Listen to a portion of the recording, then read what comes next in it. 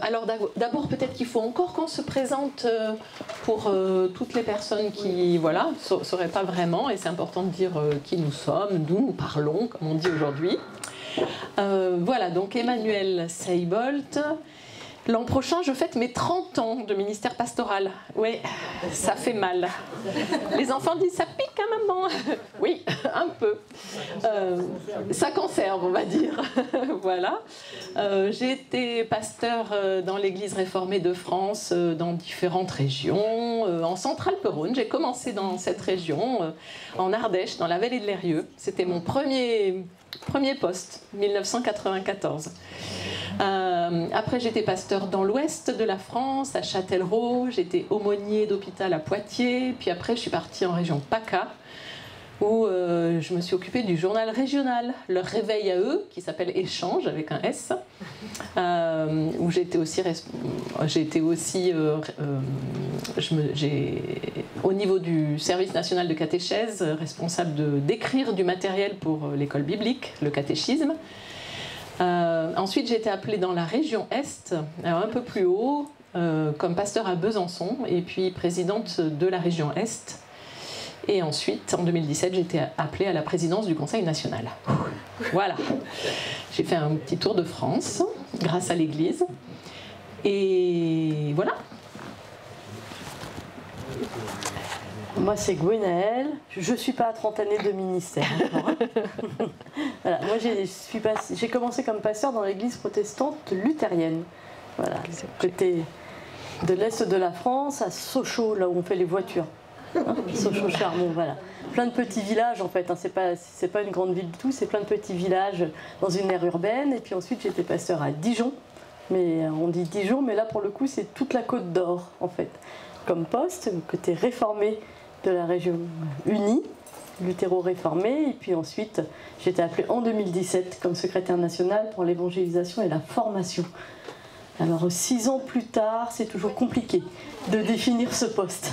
Souvent je dis, vous voyez le ministère d'un pasteur en paroisse, tout ce que ça peut couvrir, et ben mon poste à l'Union nationale, ça couvre à peu près aussi ce qui est de l'ordre de la prédication et de l'encouragement des prédicateurs, ce qui est de l'ordre de la musique et de l'encouragement des musiciens, et puis de la formation pour les engagés, les conseillers presbytéraux, et puis une grande part autour du témoignage. Alors on dit évangélisation, je sais bien que le mot pique un peu aussi des fois. Alors témoignage, si c'est plus simple pour vous, d'encourager des personnes à dire ce qu'elles croient, et de le dire avec leurs mots, leurs propres mots, et pas dire ce qu'on vous a dit de dire ou ce qu'on vous dirait de dire ce qui fait sens pour vous, et toute une part d'organisation, d'accompagnement de projets, notamment quand il y a des endroits comme chez vous qui ont des idées un peu folles. Voilà. Non pas d'inventer l'école, mais de monter un chez Théo, voilà, de discuter avec les acteurs de projet, de dire c'est possible, allez-y, parce que ce que vous faites c'est chouette. Voilà. Et je ne travaille pas toute seule, parce qu'il y a une équipe de 14 personnes élues par le Synode national, dont Hervé fait partie, qui travaille avec moi pour encourager et porter ces projets et dire aux personnes, allez on y va. Le monde change, l'Église change, on y va ensemble. Voilà. Oser. Oser, alors, il y a la petite phrase culte des tontons flingueurs. Oui, vous ne l'avez pas forcément. Mais bon. Nous, on l'avait tout de suite. Oui, ben oui, bien sûr. Voilà. Ça, c'est négatif. Alors, bon, il y a aussi une chanson, Oser, Oser, Joséphine. Voilà. Et puis je me suis dit, bon, quand même, on va chercher dans la Bible. Hein, ça se fait. Eh ben, pas de bol. Si, il y a pas mal voilà, d'occurrences, comme on dit, il y a pas mal d'utilisation, enfin, en tout cas dans la traduction, de mots qui on traduit par « ils ont osé »,« ils osent », voilà. Et en fait, toutes ces utilisations qui sont traduites en français par le mot « oser », sont négatives. On ne va pas s'en arrêter là, bien sûr, rassurez-vous, mais c'est négatif parce qu'à chaque fois on parle de gens qui ont osé prophétiser alors que Dieu ne leur avait pas dit de prophétiser. Ils ont osé parler contre ce qu'a dit Moïse ou osé parler contre les commandements de Dieu, etc. Donc, oser, dans cette traduction en français, c'est contraire à la volonté de Dieu. Mais rassurez-vous, on ne s'arrête pas là, on ne va pas prendre notre train, on vous laisse, on va trouver autre chose. Donc premier détour biblique, ah zut c'est négatif. Le deuxième quand même on réfléchit et puis on se dit non mais comment on le dirait en termes bibliques, ça doit tourner autour du cœur, de prendre courage, enfin voilà. Et si on va vers ce type de traduction, si on va vers ce type d'orientation, qu'est-ce qui peut nous emmener quand on a des projets un petit peu fous? Et effectivement dans la Bible, en fait, quand les personnes y vont, nous on dirait osent, le texte biblique dit ils prennent le cœur ou ils prennent à cœur. Voilà. Parce que le lieu de la décision, c'est pas que le cerveau, c'est aussi ce qu'on ressent. Voilà, on parlait du regard ce matin, ce qu'on voit, ce qu'on ressent, ce qui nous rencontre, ce que l'on rencontre. Voilà, donc prendre à cœur, en français on dirait assez facilement haut les cœurs. Haut les cœurs, allez, on y va. Alors moi ce que j'aime bien en plus, c'est quand au lieu de dire oser, on dit osons. Parce que ça change tout. Vous comprenez, quand on dit oser, alors ça peut être de mode impératif. Okay, pour les hébraïsants, on va se dire oui, mais non, c'est de l'ordre de l'inaccompli, de la promesse, enfin on peut tout se dire, mais quand même, c'est un peu une injonction quand on dit allez-y, osez. Quand on dit prenons à cœur quelque chose, osons ensemble. Tout de suite, c'est pas culpabilisant, c'est pas moralisant. Ça veut dire il y a quelque chose qui est important et on va y aller. Donc de le passer en nous, ça change déjà beaucoup de choses. On prend à cœur et on y va ensemble. C'est le positif que nous on trouve dans l'audace de l'homme, l'audace des humains, je devrais dire les hommes, les femmes. Ah oui, Hervé, dans les chants, s'il te plaît, les frères et les sœurs. Oui. C'est prévu. Ah, merci. Voilà. Je lui ai dit déjà. Déjà pendant l'offrande, il a eu droit. Voilà. Et donc, y aller ensemble, tous ensemble, les hommes, les femmes, les enfants, tout le monde ensemble, avec Dieu à cœur et les humains que l'on croise à cœur. Et alors, comme on est deux pasteurs, on a continué à phosphorer. C'est la première fois qu'on fait un truc à deux voix. Ça nous a beaucoup intéressés. Hein. Non, mais voilà. C'était un beau défi parce qu'on a l'habitude d'être chacune de notre côté et faire les choses seules. Mais là, c'était intéressant. Alors, on a phosphoré et puis un matin, je suis arrivée, j'ai dit j'ai trouvé. Alors, j'ai trouvé. Évangile de Matthieu, chapitre 14, à partir du verset 22. Je ne dis pas ce qu'il y a avant parce qu'on fera du rétropédalage tout à l'heure. Ensuite, c'est Jésus, il n'y a pas de suspense, il obligea les disciples à monter dans le bateau et à le précéder sur l'autre rive pendant qu'il renverrait les foules. Après avoir renvoyé les foules, il monta sur la montagne pour prier à l'écart. Le soir venu, il était encore là, seul. Le bateau était déjà à plusieurs stades de la mer, malmené par les vagues, car le vent était contraire. À la 4e veille de la nuit, enfin c'est un coup entre 3 et 6 heures du matin, c'est là où on dort bien normalement, il vint vers eux en marchant sur la mer. Quand les disciples le virent marcher sur la mer, ils furent troublés et dirent « c'est un fantôme ». Et dans leur crainte, ils poussèrent des cris.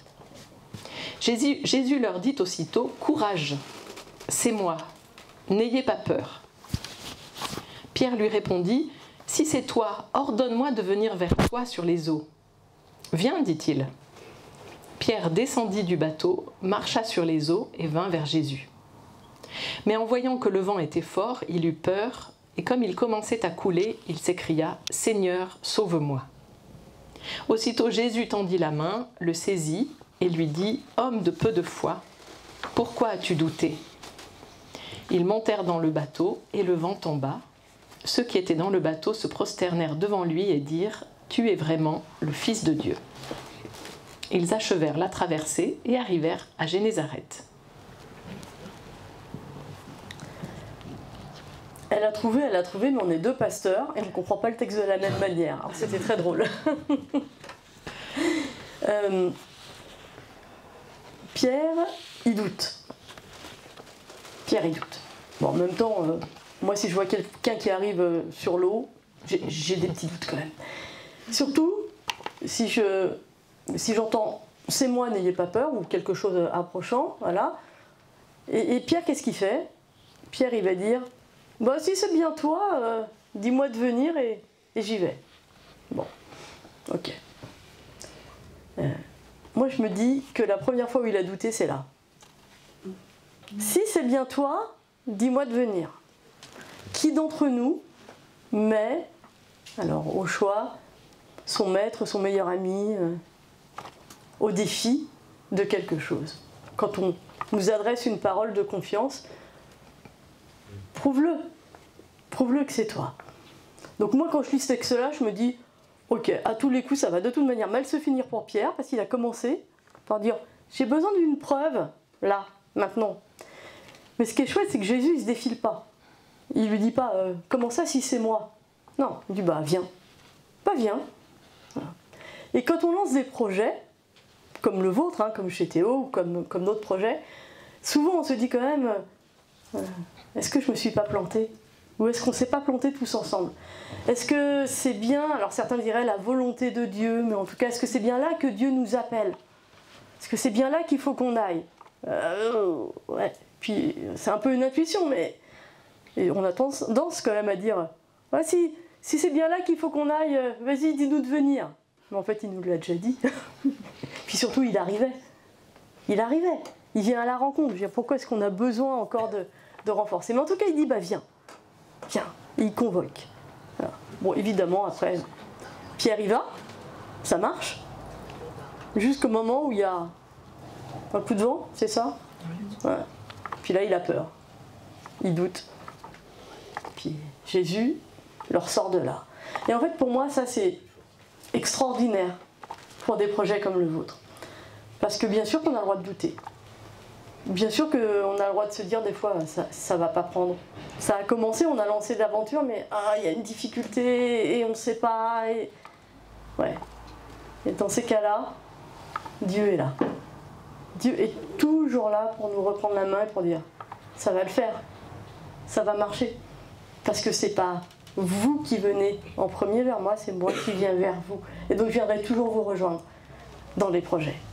Donc le doute qui est constructif, parce que Dieu est là. Et parce que c'est Dieu qui dit viens, allez on y va ensemble. Et dans nos projets, dans nos vies, il y a cette fameuse peur que Pierre vit là, que les disciples vivent en pensant voir un fantôme. Alors moi personnellement, je n'ai pas peur des fantômes, mais j'ai peur d'autre chose. Et nous, chacune a ses propres peurs. Ça peut être la peur de la mort ou la peur de la maladie, la peur de perdre des moyens, des capacités, la peur bien sûr de la guerre. On le vit à travers les écrans en ce moment de façon dramatique. La peur aussi de la destruction d'un monde vivable. Et puis les différentes peurs qui naissent d'un monde mondialisé aujourd'hui. Parce que la mondialisation des échanges, de l'économie, c'est aussi la mondialisation des problématiques. Et quand une problématique devient mondiale, on a l'impression d'être complètement impuissant à changer quoi que ce soit. Parce que si tout le monde ne change pas en même temps, eh bien rien ne changera. Et donc c'est... moi, ce que j'éprouve le plus dans la mondialisation des échanges et des informations, etc., c'est cette impuissance, en fait, que je ressens à changer quoi que ce soit. Dans le monde tel qu'il est aujourd'hui, avec l'explosion des communications, les proximités sont complètement bouleversées. Les sociologues le mettent en avant, c'est-à-dire que ceux qui étaient proches avant, on vivait, je dis à l'époque de mes grands-parents, la famille était autour, Mon grand-père, dans toute sa vie, a fait au maximum 30 km autour du village où il a vécu. Mon père en a fait 300. Moi, j'en fais 3000. Vous voyez, et on est, du coup, la représentation du monde change complètement, mais aussi la proximité que l'on a avec nos proches n'est plus du tout la même. Pour que j'aille visiter mes parents vieillissants, je dois faire 800 km, et c'est plus 8 km et demi pour le village d'à côté. Donc nos proches sont devenus lointains, et en même temps, tout ce qui est lointain est rendu extrêmement proche et familier par les réseaux sociaux, tous les modes de communication actuels qui nous font voir la vie et les souffrances des autres comme si c'était dans notre cuisine. Et ce bouleversement des proximités à la fois maximise, je dirais, le ressenti, c'est-à-dire qu'on est bombardé de nouvelles toutes plus désespérantes les unes que les autres, parce que les bonnes nouvelles, ça ne fait jamais la une des journaux, alors qu'il y en a des bonnes nouvelles. Ces derniers jours, on essayait de se dire les bonnes nouvelles. Moi, personnellement, les élections en Pologne, c'était un soulagement, c'était une bonne nouvelle, c'était aussi encore plus une bonne nouvelle parce que je ne l'espérais pas, je ne l'espérais plus. Et donc, on a pu se dire à travers cette semaine d'informations épouvantables qu'il y avait quand même des bonnes nouvelles, mais qui passent sous les radars.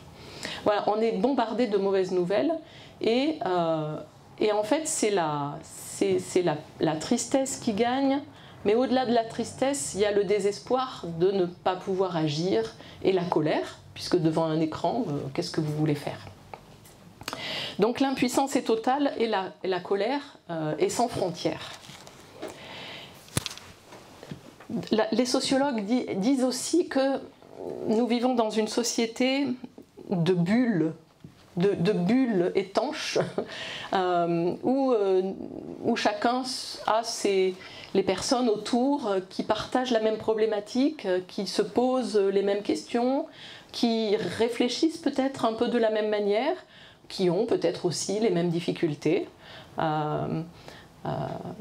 Et donc ces bulles finalement de société ne se rencontrent pas, ou rarement ou difficilement.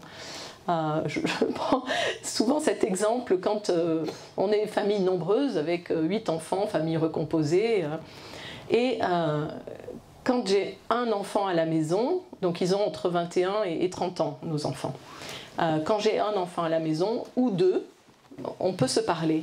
Mais dès qu'ils sont 3, tous les 3 enfants, ils font une sorte de société dans laquelle je n'ai plus accès parce que je ne comprends pas de quoi ils parlent, je ne comprends pas ce qu'ils regardent, leurs références, les mots qu'ils utilisent, les blagues qu'ils se racontent, je n'ai pas les clés d'interprétation.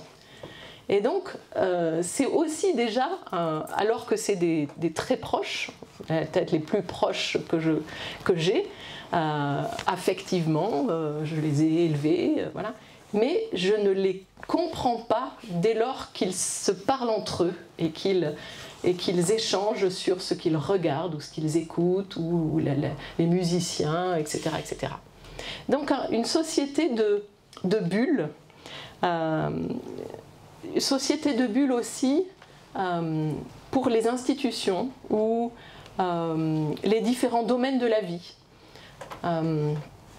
C'est ce que les sociologues appellent, alors d'un mot qui m'amuse beaucoup, enfin d'une expression qui m'amuse beaucoup parce qu'on ne comprend rien, moi je ne suis pas sociologue, donc ils appellent ça la différenciation fonctionnelle. C'est très clair, hein, c'est parfaitement clair. C'est-à-dire que chaque institution ou personne ou organisation fait ce qu'elle a à faire, si j'ose traduire comme ça. Différenciation fonctionnelle. Chacun doit faire ce qu'il a à faire, ou ce pourquoi il a été, comment dire, ce pourquoi il est ordonné ou il est organisé.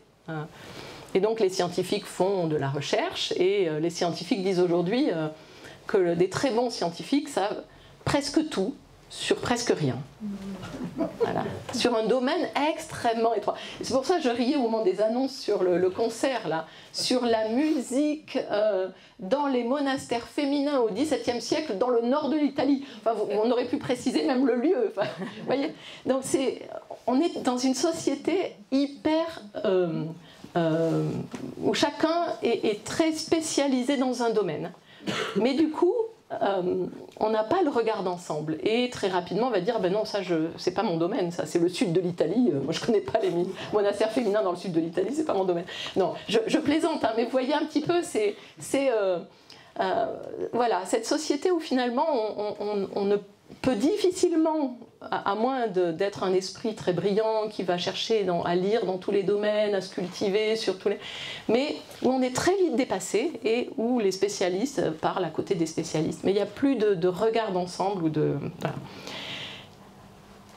C'est comme une vie coupée en tranches et à ce moment-là, la société et l'État laïque va dire aux églises restez dans votre domaine. Faites ce que vous avez à faire, ok, très bien, parler de l'évangile, mais chacun chez soi. Et vous n'avez rien à dire sur la politique, alors que le message évangélique est pertinent, enfin, est particulièrement politique. Vous n'avez rien à dire sur des tas d'autres domaines. Parler de la foi, c'est très bien. Vous pouvez appeler à la paix, c'est très bien, ça ne mange pas de pain. Enfin, là, je suis un peu... Hein, mais restez dans vos murs.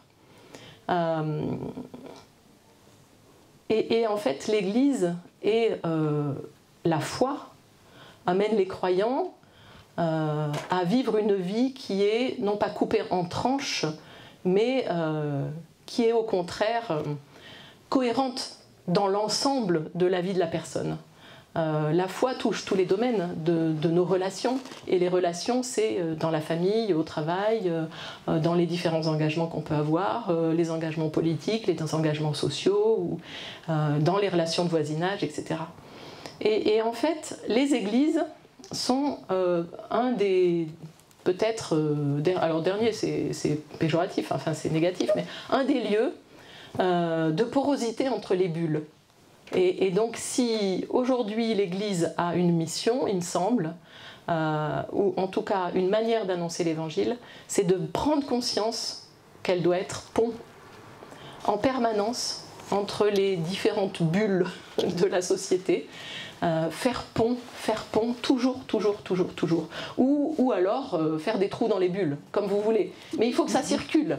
Il faut que ça soit poreux, il faut que ça circule, et que les personnes soient vues dans leur globalité et non pas segmentées. Voilà, un tel, il fait ça, il est rangé dans une case, on sait... Voilà. À toi. Elle attendait son tour. Non, c'est bon. Ouverture vers l'extérieur, la porosité avec la société, des ponts, des passerelles, mais aussi en église. Aussi en église. Parce que des fois aussi en église, on a tendance à être dans nos bulles. Je peux la faire courte. Hein. Les différents types de musique, les différents types de prédication. Les enfants, ça bouge ou ça bouge pas dans un temple? On va au groupe couture, on n'y va pas? Enfin, voilà. Hein. Et donc les bulles, on en a aussi chez nous. Et c'est normal, parce qu'en fait, quand on est dans un grand groupe, les sociologues aussi montrent bien ça, quand on est dans un grand groupe, on a besoin d'être dans des plus petits groupes d'affinité pour se sentir bien. Donc c'est logique qu'il y ait des petites bulles. Donc comment est-ce qu'on travaille tout ça, avec toutes ces bulles, dans une église, quand on a des projets pour s'ouvrir encore plus sur la société? Parce qu'il ne faudrait pas que, en ouvrant vers l'extérieur, à l'intérieur, ça crée des murs. C'est un petit peu embêtant ça, quand ça arrive. Et le risque est toujours là. Alors peut-être qu'il faut s'interroger sur le pourquoi de ces projets. Pourquoi ces changements? Voilà. Pourquoi est-ce qu'on y va? Alors, on peut dire pourquoi est-ce qu'on change. Il y en a qui vont vous dire on a peur. On a peur de mourir, alors il faut changer. Ok. Ça peut marcher. Mais alors, on va avoir besoin d'être mis en sécurité dans ces cas-là. Il y en a qui vont dire oh ben on va changer parce que, comment dire, c'est la nécessité. C'est important qu'on le fasse, mais il faut qu'on soit capable de le faire. Alors il faut former. Puis il y en a d'autres qui vont dire bon on change parce que c'est comme ça, on est fait pour, on est créatif, et puis on y va à l'amour, et là il y a besoin de la confiance. Donc en fait, il y a tout ça qu'il va falloir cultiver dans les églises, quand on accompagne des projets, quand on s'ouvre vers l'extérieur, quand on crée des ponts. Réassurer les personnes qui sont là, leur dire à quel point c'est important qu'elles soient là, que si on est là, bah c'est bien parce que le boulot il a été fait. Hein. Je veux dire, moi, ma génération, si elle est encore là, et les plus jeunes, s'ils sont encore là en église, c'est bien parce qu'il y a eu des anciens qui ont témoigné, qui ont construit aussi l'église, qui l'ont fait vivre. Donc un énorme merci. Je veux dire, le boulot, il a été fait. Donc réassurer les personnes qui sont là depuis toujours. Former les personnes qui se disent ah, peut-être qu'on va faire un peu autrement. Et puis mettre en confiance tout le monde en disant ouais, c'est possible, c'est possible. Sauf que la confiance, en fait, ça se décrète pas, ça se vit. Voilà. On peut pas juste arriver comme ça en disant allez, confiance, c'est bon. Non, non. Donc il va falloir vivre, se parler, se rencontrer, se dire quand on est d'accord, quand on n'est pas d'accord. Mais juste se le dire, pas s'invectiver, pas se lancer des noms d'oiseaux, pas dire c'est comme ça, on a. Et puis ça bougera pas. Mais juste se dire là, peut-être qu'on se comprend pas. Ou là, comment est-ce qu'on aurait envie d'inventer quelque chose? Pourquoi vous y allez comme ça? Et c'est important aussi de se rendre compte que on n'est pas tous égaux devant les mêmes types de changements. C'est-à-dire qu'il y a des personnes sur des sujets très précis, elles vont être capables de revoir complètement leur mode de fonctionnement et de pensée. Mais ces mêmes personnes sur un autre sujet, elles vont être d'une rigidité, on ne pourra rien bouger. Voilà. Mais ça, c'est important de le comprendre. C'est-à-dire que c'est quand même très, très très rare les personnes qui disent non, rien de rien, on touche à rien. Non. C'est souvent là-dessus, ok, moi je peux être moteur d'une dynamique de changement, mais là je vais avoir besoin que vous me réconfortiez ou que vous entendiez pourquoi. Je ne peux pas y aller. Voilà. Et ça, il faut vraiment en prendre conscience dans les communautés. Chacun peut à un moment ou à un autre être porteur d'un changement. C'est ce que disait Emmanuel tout à l'heure, on n'enferme pas les personnes en se disant lui là, il m'a... sur ce sujet-là, franchement, il a été épouvantable, donc plus sur aucun sujet. Mais non, non. Dans une communauté et avec Dieu, c'est pas le regard qu'on porte les uns sur les autres. C'est toujours possible, toujours une ouverture. Et il y en a, et je le disais tout à l'heure, et je crois qu'il faut vraiment en tenir compte aujourd'hui, il y en a qui vont facilement vers le changement parce que c'est comme ça, quoi. C'est des créatifs et que c'est pas grave, ils bougent, ou c'est des nomades. Vous voyez, les nomades, les sédentaires, ben voilà, il y en a, ils sont restés nomades hein, dans leur vie, et bouger, c'est pas gênant pour ces personnes-là. Voilà. Puis des fois, elles ont juste des intuitions. Hein. C'est pas forcément toujours très très construit. Ça peut être une intuition, une rencontre qui fait dire là, il y aurait peut-être quelque chose à discuter, à prier, à voir ensemble. Et quand ça devient compliqué, dans les églises, moi j'ai souvent ce réflexe de revenir à l'appel de Jésus et des 2 barques de pêcheurs. Parce que quand il se balade la première fois quand même autour du lac de Galilée, c'est pas une barque qu'il appelle, c'est 2 barques, 2 fratries, qui font le même boulot, les pêcheurs, mais pas dans la même barque. Et qui ne vont pas abandonner les mêmes choses pour suivre Jésus sur le chemin. Il y en a qui vont abandonner des filets, nous dit le texte biblique, et il y en a d'autres qui vont abandonner un père et des ouvriers. Et ils vont tous être sur le même chemin. Donc, la première chose, les disciples, c'est de débarquer. Souvent on dit mais on est tous dans la même barque. Non, on est tous sur le même chemin. On est tous des débarqués de quelque part, des débarqués de nos habitudes, des débarqués d'une famille, des débarqués de... Voilà. Mais ça va. Qu'est-ce que l'autre il a laissé derrière? Nous on a laissé des choses, mais l'autre il a laissé quoi? Poursuivre le même chemin avec le même bonhomme. Hein. Voilà. Et dans l'évangile, toutes les fois où ils vont réembarquer, ils vont avoir peur. Ça va pas bien se passer. Hein. Toutes les fois où ils réembarquent, il y a un coup de tempête, il y a Jésus qui arrive, ils font oups, qu'est-ce qui se passe? Voilà. Parce qu'en fait, là où on est bien tous ensemble, c'est quand on a les deux pieds sur terre et qu'on marche. Et qu'on y va, et qu'on discute, et qu'on se dispute. De quoi parliez-vous en chemin? Ils étaient en train de débattre plus que fortement sur une chose, ils n'étaient pas d'accord.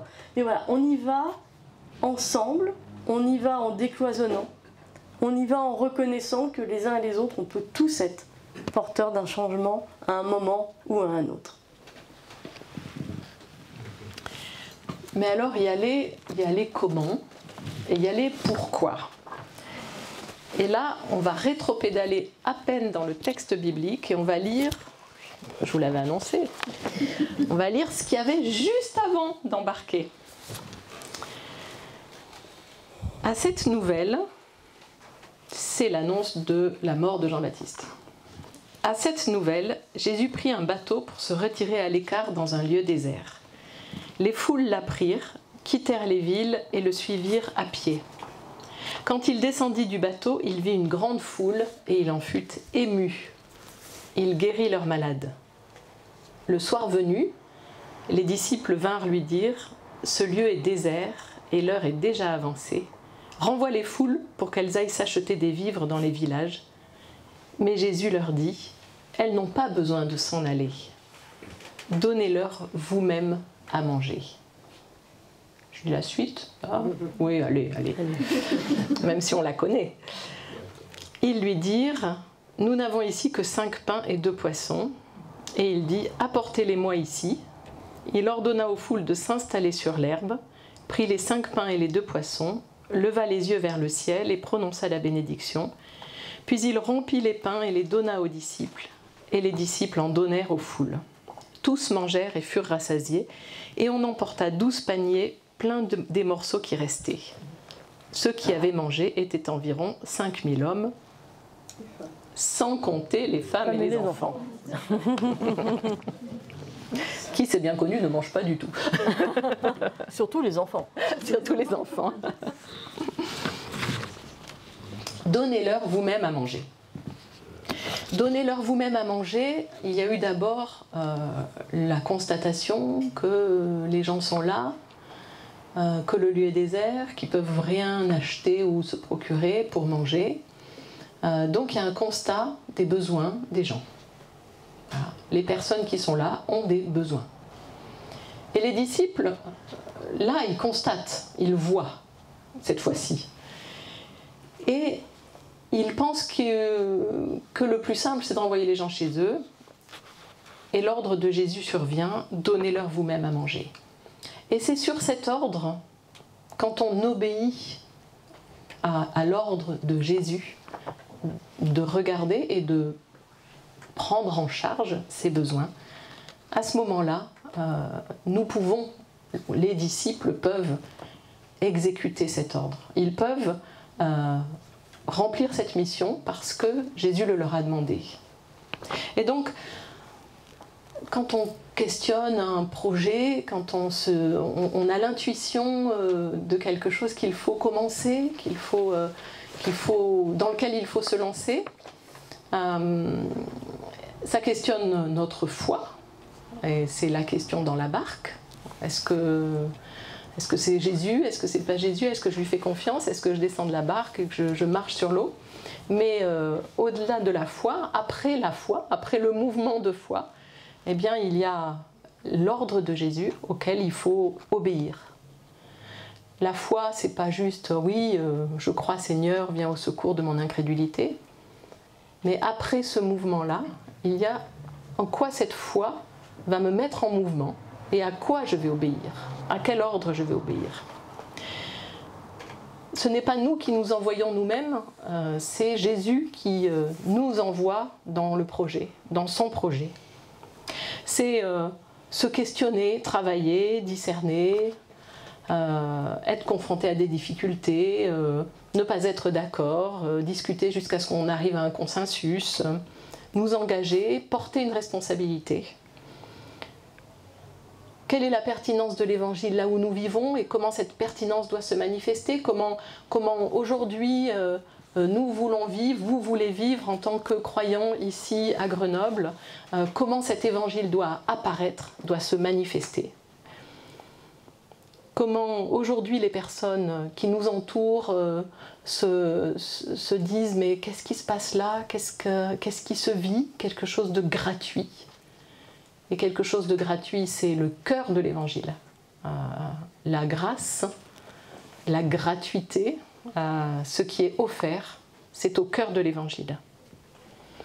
On n'est pas là en tant que croyants pour se reposer sur notre foi, mais on est là pour se mettre en route, pour assumer un appel à l'obéissance. Le oui de notre foi implique l'action. C'est un petit clin d'œil à Martin Luther. La foi est les œuvres. Mais pas les œuvres pour le salut, mais les œuvres parce que nous croyons. Le pire, en fait, pour les croyants aujourd'hui, dans une société de bulles, serait que notre parole soit complètement insignifiante, en fait. Qu'elle soit pas pertinente. Tout simplement pas pertinente. Et il y a tellement de paroles qui circulent, tellement d'informations, tellement de choses qui sont prononcées ici, là. C'est un tel brouillard de messages qu'un message insignifiant tombe aux oubliettes.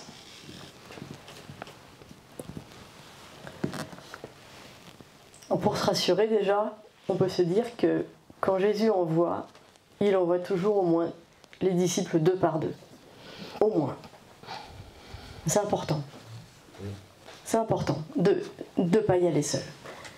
Alors, c'est vrai dans un projet, c'est vrai aussi si on regarde plus largement l'église ou les églises. C'est-à-dire qu'il y a un projet ici chez Théo, et j'ai dit une bêtise, Didier est en train de se marrer, il m'expliquera après. Il y a un projet ici chez Théo, à Grenoble, mais il y a d'autres projets ailleurs. Il y a d'autres projets ailleurs en France. Il y en a qui ont décidé que, par exemple, à Pontivy, il n'y avait rien, il n'y avait pas une paroisse protestante à 50 km à la ronde. Hop! Et on va mettre 2 personnes. Et puis, il n'y a même pas de local au début. Et on va bien voir ce que ça donne. Et les 2 personnes, elles vont aller avec leur ordinateur dans un café, lire la Bible, s'inscrire au club de foot, mettre leurs enfants à l'école et puis s'inscrire aux parents d'élèves. Et de fil en aiguille, il y a une petite communauté de l'église protestante unique en train de se monter à Pontivy. Et c'est pas une association cultuelle, il n'y a pas de conseil presbytéral, il n'y a pas... Non, mais ils vivent. Ils vivent. Il y a des groupes de maison, il y a un culte, il y a de la catéchèse. Au fur et à mesure, ça devient une paroisse, c'était même pas l'idée. L'idée, c'était de dire, allez, on a quelque chose à porter d'important, on a une parole qui nous fait vivre, on va y aller avec nos forces. Ça, ils font ça à Pontivy. Il y a d'autres endroits où ça va être des projets plus diaconaux. De se dire, à Marseille, c'est typique, juste à côté de l'endroit où les maisons sont tombées, là, les immeubles, il y a 2 ou 3 ans. Mais en fait, la paroisse, elle a accueilli parce qu'elle avait des locaux et que même pour la ville, c'était pratique que les gens puissent être accueillis là. Et de là, il y a un projet diaconal qui naît en disant mais on va porter l'évangile aussi dans le quartier, pas que aux personnes qui passent la porte du temple, mais aussi aux personnes qui sont dehors. Alors ça, c'est en France, il y en a d'autres encore en France, des projets. À Roubaix, c'est de dire ben, on a une population qui est très diverse. Et on a des personnes qui très souvent, dans le reste de la France, seraient considérées, alors le gros mot c'est de dire le quart-monde, mais voilà, qui seraient considérés comme des gens en très grande précarité, et on les regarderait pas, ou alors on leur ferait l'aumône et la charité. Ben non, le parti pris de la paroisse, c'était de dire non, non, non. On va prendre les personnes pour ce qu'elles sont, des personnes, avec leur dignité de personnes. Donc on va les accueillir, on va les former, on va faire en sorte qu'elles vivent elles aussi l'engagement dans l'église, qu'elles prêchent, qu'elles forment un conseil presbytéral, qu'elles s'ouvrent vers la vie de la cité. Voilà, ça c'est Roubaix. Voilà. Et puis il y a plus loin, il y a en Europe aussi, parce que ce que nous on connaît en France, croyez bien que l'ensemble des églises chrétiennes en Europe connaissent ça. et même plus que nous. C'est-à-dire que nous, on est tout petits depuis très longtemps. Donc la minorité, en fait, on connaît. Le fait de ne pas être très très important, c'est pas très très grave, voilà. Et puis nous, ça descend doucement. On voit bien que nos cheveux sont plus grisonnants, on voit bien que côté finance, c'est parfois un petit peu plus dur, mais ça va. Elles vivent, nos communautés. Imaginez dans les pays d'Europe du Nord, où ce sont des églises d'État, c'était les grosses églises majoritaires, hein, tout le monde était protestant, voilà. Et d'un seul coup, il n'y a plus personne. En 10-15 ans, c'est la dégringolade. Alors là où nous, on rigole presque, enfin, pardon, je rigole gentiment, mais moi, il y a 15-20 ans, quand j'ai commencé à être pasteur, les églises du Nord nous regardaient en disant « Qu'est-ce qu'on peut faire pour vous aider ?» Voilà. Et maintenant, les églises du Nord viennent nous voir en disant « En fait, vous savez que vous nous donnez de l'espérance parce que vous êtes là depuis la Réforme. Comment vous faites pour y arriver en étant tout petit ?» Ah bah ouais, bah peut-être que ça nous fait un peu moins peur que vous en fait, d'être petit, et on l'assume, et on le vit bien. Voilà. Donc il y a d'autres exemples en Europe aussi, de choses extraordinaires qui se vivent. En ruralité par exemple, il y a des églises qui se sont lancées avec des roulottes. Vous vous rappelez le boulanger, l'épicier qui passait dans les campagnes, je ne sais pas si ça existe encore, mais il y a 20-30 ans, on entendait le coup de klaxon. Et ben il y a des églises en Allemagne qui se sont dit bah ouais, bon, nous on va faire ça, on va prendre des roulottes ou des camping-cars, et puis bah on va emmener des jeux, de la Bible, de la rencontre spirituelle, mais on va aussi emmener le pain, on va aussi emmener le courrier, voilà. Et qui tout simplement, dans le contexte dans lequel elles sont, rejoignent les personnes dans leurs besoins. Il y a d'autres endroits, ils ont fait des grands jardins participatifs autour des temples, parce qu'il y avait de la terre, voilà. Et puis il y avait des gens qui savaient jardiner, ils se sont dit allez, on ouvre. Donc aujourd'hui, on y va aussi avec les autres églises, et pas que les autres églises protestantes, peut-être aussi parce que comme on est tous minoritaires, on se resserre les coudes, et qu'on arrête un peu de se regarder un peu trop en chien de faïence avec notamment les catholiques, où longtemps on a été tout sauf catholiques. Vous êtes quoi vous? On n'est pas catholiques. Vous croyez quoi? Pas comme les catholiques. Oui, bon voilà, ok, c'est pas comme ça qu'on définit une identité quand même. On se dit pas contre quelqu'un, on dit qui on est. Bah, aujourd'hui, les chrétiens, comme on est tous minoritaires, on a tendance à resserrer les coudes et à apprendre les uns des autres. Y aller ensemble, ne pas avoir peur. Et puis quand on a peur, se rappeler que il y a Dieu qui est là. Et qu'en fait c'est lui qui marche au milieu de nous et qui nous dit allez, on y va. C'est là qu'il faut y aller maintenant. Alors il y a plein de projets qui sont partagés, il y a plein de projets qu'on voudrait encore partager de plus en plus pour encourager. Voilà. Donc on essaye de répertorier au fur et à mesure tout ce qu'on voit, tout ce qu'on vit de beau dans nos églises pour encourager les églises comme la vôtre qui se lancent dans ces beaux projets. En tout cas, un énorme merci d'avoir relevé ce défi de chez Théo et de l'avoir mené, alors pas à terme, de l'avoir mené à sa naissance pour qu'il puisse maintenant vivre, grandir et devenir lui-même. Un énorme merci pour ça. Et juste une phrase, et puis après on va partager, et puis on pourra vous raconter encore d'autres choses. Souvent, quand on va de paroisse en paroisse, moi, ce que j'entends beaucoup, c'est la crainte de l'avenir. Et j'aimerais simplement qu'on se dise et qu'on se redise les uns aux autres que l'avenir ne nous appartient pas, mais qu'il appartient à Dieu, et qu'on peut donc avancer avec confiance. Voilà. Alors pour la croissance de Théo, eh bien, avançons avec confiance. C'est ce que nous vous souhaitons aujourd'hui. Et maintenant, on débat. Maintenant. Merci de votre accueil.